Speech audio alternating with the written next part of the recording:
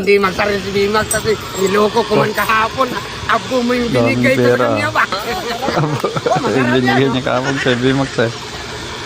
Oh, hindi niya siya. Ba't ang dami kumain ka sa'yo? Takas ang daming kumakain. Hindi ako kumakain yan. Abo mo yung kahapon. Abo kinain nila.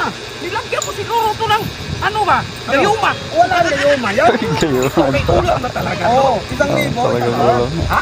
1,000. 1,000 isang shot. Kamahal na. Yan. Yan. Oo, hindi magbayad ka muna. Mama, hindi pa Bayad muna bago order ah. Bago tikim.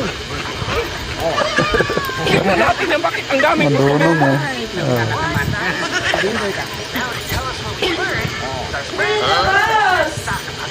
libo yan?